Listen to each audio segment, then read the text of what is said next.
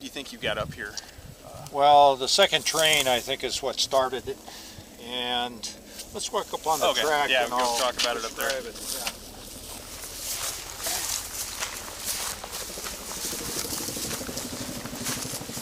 By the way,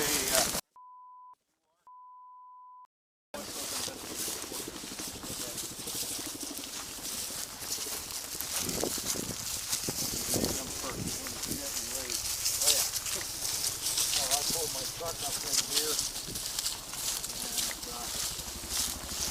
backed it up.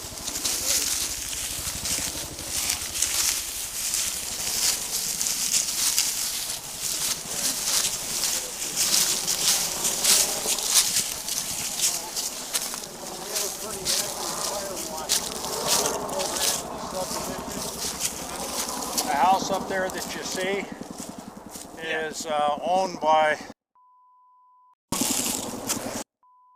How you doing? Good to see you. Thank you. How you feeling? And he watches each train that comes up every day, and he normally is the one that first spots the fires. Okay. And his wife called me this morning, probably about 5 minutes after, maybe at most 10 minutes after the second train came through. And she said, we have a small fire down on the curve, which is, this is the curve she was talking about. Okay. And so we have a brush fire truck, basically. We have a pickup truck with a 200-gallon tank in it with an insecticide sprayer. It'll throw water 100 feet up the hill. For your neighborhood? Yeah, for the neighborhood. We used it originally for pine bark beetles, and then, well, that's another story. At any rate, so I get over here, back up, and there is a train patrolman trying to get his fire going. Why when you get up here? Like why when you get up here, he gets up here or he's up here? Oh, he was already here. Okay. And when I got up here, the fire was going up the hill, and it was basically between those two pine trees.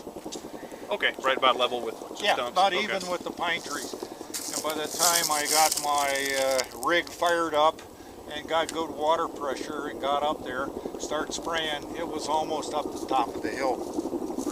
As you can see, there's a V going up the hill. The fire patrolman from the railroad took the south side and I took the north side, and we just sort of kept it from spreading either way, and it just got away from us.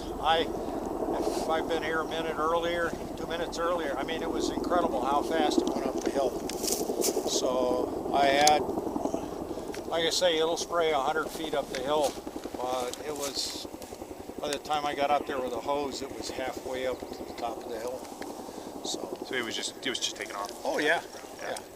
I was amazed how fast. What time do you think you actually hit the tracks, or right here where you saw the? Just generally. Well, the second train normally comes through here. First train is at 9.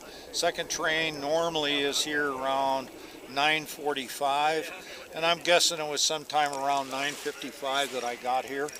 I think the train was pretty much on time, and it may have been running late, who knows. Yeah, but ballpark somewhere around. Yeah, around 9:55. Okay. Give or take 5 minutes. Yeah. And so the then the the railroad, I'm a volunteer, that's why I have a railroad on it. The railroad brought their larger gang car up with more people, but by then it was up over the top of the hill and you couldn't control it. Was that the 300-galloner? Yeah, yeah. Okay. So just to give you a little more background, after I dumped my full tank, I went up to the fire hydrant at the top of the hill, filled it up, and then I went around on Mitchell Lakes Road and drove up the road, and I was fighting the south end of the fire to keep it from going south. Mitchell Lake Road? Yeah, Mitchell Lakes Road. And you went to Mitchell. I went up Mitchell Lakes Road. I was up there spraying, and these two hotshots came up the hill, and they said, you better get out of here because we're going to have a slurry bomber coming in. And so I left. But that's why you don't see much low south of here, even up over the bench. We were able to, with the hose, the sprayer I have, basically keep it from going south. But then the wind was blowing north, so that made it easy. So at any rate... yeah, so the wind, do you think it was going direct in line with the flames or more just north of along the No, track? it was, well, at that time the wind was going almost straight up the hill. That's why it went straight up the hill as opposed to going this way. This burned area that you see to the right of that Forest Service guy happened later.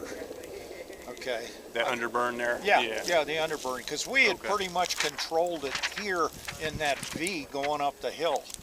And then later, since there weren't resources coming in here, I think it started burning over in here. Good deal. So you'd say, yeah, at the beginning when you got here, the winds were in line with the V? Yeah. Okay. Yeah. And I'll show you exactly where it started. I didn't even see it right over there.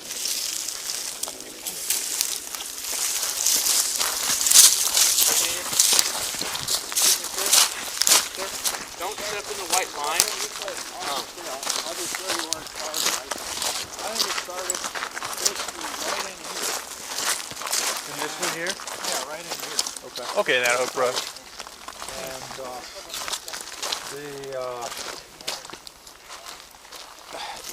the question is, was it a cinder or was it an ash? And I think it was a cinder. Okay. Because there's nothing could burn here, so hot cinder got up in there and started it.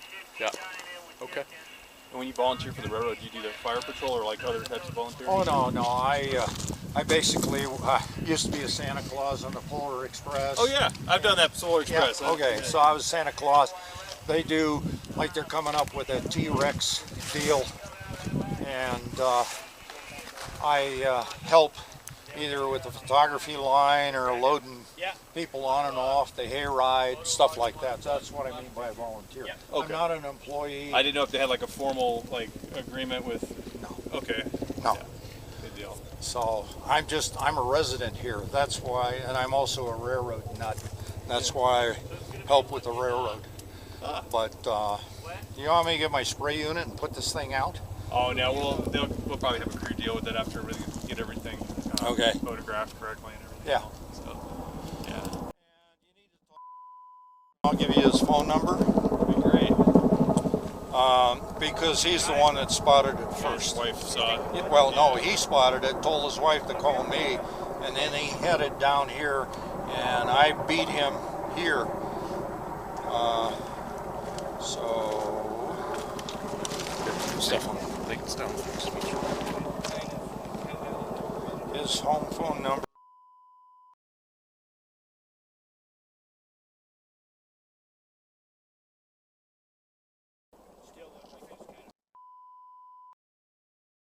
Right. And what's just for when we fill out the information? What's your address with your name? Okay, the address is, well, post office box, or post office.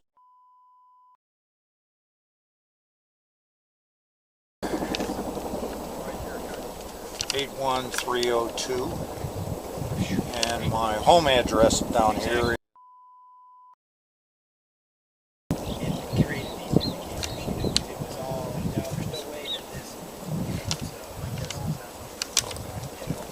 Yeah, I appreciate that information. That's